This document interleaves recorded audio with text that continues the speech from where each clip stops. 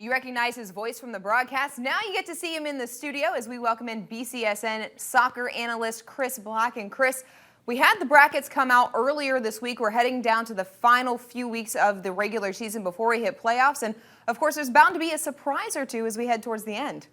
Yeah, and then with these teams the last week or two since the voting, you've got teams just throwing everything out in the bracket, surging ahead. Number one goes down this week in the regular season, but that's okay.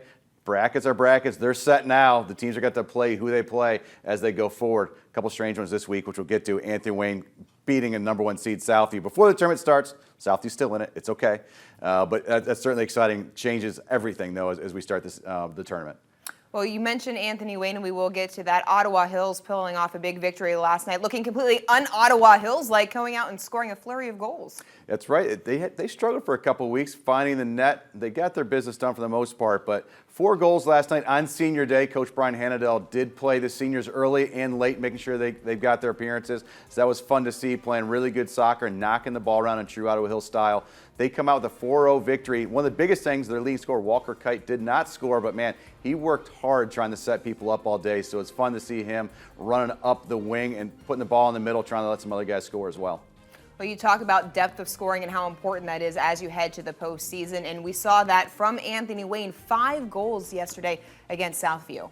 Yeah, and that was surprising. That was your NLL championship right there, Sylvania Southview versus Anthony Wayne. And every year, I don't know why we're surprised by this. Anthony Wayne starts maybe a little slow, and then they just start rolling.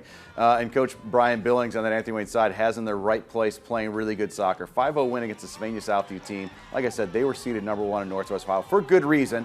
Their body of work is still really good. But you know what? I seem to remember Sylvania Southview a few years back getting blown out by Anthony Wayne towards the end of the season. And Sylvania Southview had a long season that year, going all the way to the state finals. I'm not saying anything. I'm just saying. Hey, we've all seen how history repeats itself. It's not out of the question. That was the NLL. Let's move on over to the track. Things wrapped up a little bit with St. John's on the boys' side. Girls' side, still waiting to be decided here as we come down to the last couple of days? Yeah, I don't know. The ADs at St. Ursula and Notre Dame did something a long time ago to make sure it's just drawn out to the last possible day. I'm kidding. Gary's still there. He was one of the ones at Notre Dame. But that Saturday, this Saturday coming up, that Saturday is the last Saturday of the season for the last few years. St. Ursula and Notre Dame. It's Notre Dame's will lose at this point, but they've had a great year this year. But St. Ursula can still be a little bit of a spoiler, and so often that's how that game goes. Like that rivalry needed anything more, it's up for the track title on Saturday as well between those two teams. We'll see what happens, or if anyone else gets played in it, depending on that result.